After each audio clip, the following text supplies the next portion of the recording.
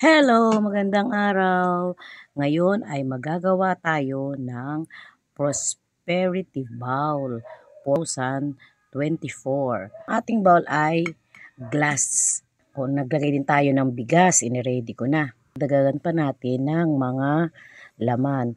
And I hope this coming year, 2024, ay maging prosperous tayong lahat. Happy, healthy. Ang gagamitin natin ay 13 pieces na egg. Yan. Bakit kamo 13? Ang meaning nito, whole life or forever. So, gagawa tayo ng pampaswerte this year, hindi lamang para sa isang buong taon. Much better nga kung whole life natin swerte, di ba? So, ganito ang ating gagawin. Ba't ako naglagay? Yan kasi ang magiging pinaka pang 13. Ano inyo napapansin? Ano inyo nakikita? Yan ay number 8. Number 8 means prosperity.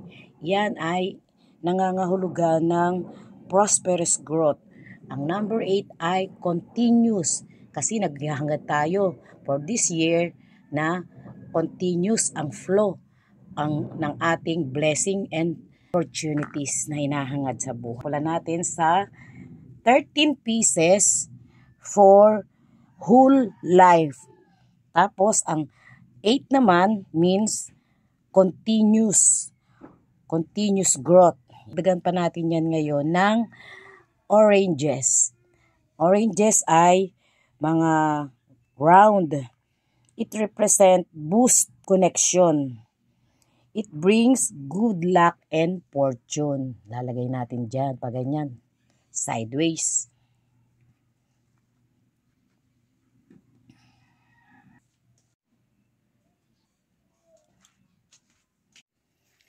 Maglalagay din tayo ngayon ng cinnamon stick. Cinnamon stick naman, ang kahulugan nito ay it attract wealth and abundance. At ang sinasabing ang cinnamon stick ay nagdadala din ng kaswertihan. Gagamit tayo nito ng 8 pieces. Dahil for me, 8 ay isang napakagandang numero. Napakaganda ng pahiwatig ng number 8 sa ating buhay. It means continuous flow. At alam niyo ba, napakabango din ito. Ito ang cinnamon stick. Yan. Nakita nyo yung hole sa gitna ng number 8?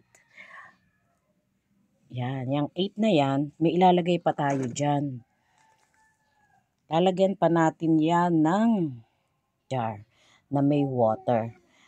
Kita nyo ba yan? Water lang yan, plain water. Ito ang ilalagay natin dyan sa ating gitna ng 8. Ang water naman ay nagre-represent ng movement. Naghahangad tayo ng swerte, so continuous flow, movement, continuous na movement. Isang ito ay ilalagay natin ay asin, rock salt ang tawag dito. Ayan, kita nyo ba rock salt? Hindi ko na pinuno, hindi naman kailangan masyadong puno kasi kailangan lang natin kuunti. Ito naman ay magre-repel ng mga bad energies. So, di ba? Napakaganda ng ating prosperity bowl. Lalagay din tayo ng mga gold coins, chocolate coins. Ito naman ay ilalagay natin sa pagitan ng mga eggs. Ito ay magre-represent sa atin ng pera. Lahat ng bawat pagitan niya, lalagyan natin siya ng coin. Gold coins. Yan ang represent ng ating kaperahan.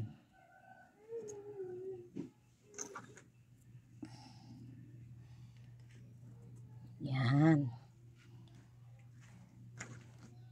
Yan ang ating prosperity bowl for 2024.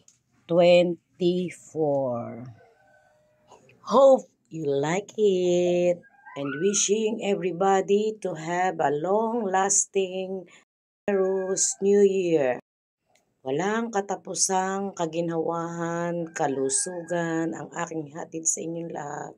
And please, huwag kayo sanang sawaan sa aking mga ihahatid pang ibang mga pampaswerte, not only this year, na tiyak ko na inyong magugustuhan. Coming soon! Please share, like, and subscribe my channel. Thank you for watching.